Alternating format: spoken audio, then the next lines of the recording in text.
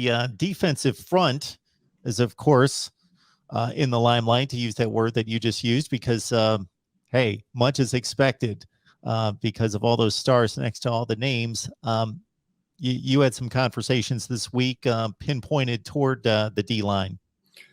Yeah, we get to talk to a number of the defensive linemen, the returning defensive linemen. It's interesting. Earlier this week, Ryan Day said that he thinks that defensive front will be the strength of the defense, which the defense is obviously going through a transition, a lot of new coaches, players probably that need to step up, things like that. But that really caught my attention because the Ohio State defensive line has been great for years. I think people, they think about the Joey Bosa's, the Nick Bosa's, Chase Young's, those guys. But the last couple of years, it's still been good. It just hasn't had the same impact. They haven't had that guy that's really stood out. And for Ryan Day to make that comment means that he must be seeing something from this defensive line. Keep in mind, Larry Johnson is the only defensive coach that's the holdover from last year. Obviously, Larry Johnson is one of, if not the best defensive line coach in the country. So that doesn't come as a surprise. But to hear Ryan Day say that is impressive of where this group is going.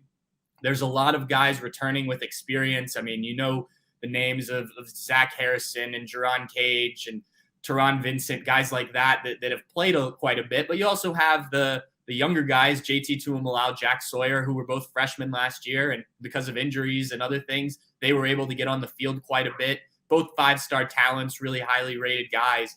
But now they have that experience factor. In the case of Jack Sawyer, he's going through his second spring practice. JT Tuimalau didn't get on campus until July because he postponed his recruitment, but even more impressive that he was able to play the way he did. So not only do they have talent, they've got depth on this defensive line. And if it can all come together, we've talked about the secondary and some of the issues of this defense. If you can get pressure with just that defensive line, as Ohio State has in the past, you can stop the run with the guys in the middle, things like that. I mean, that makes the rest of the defense's job so much easier. It makes it harder on a quarterback to get the ball out.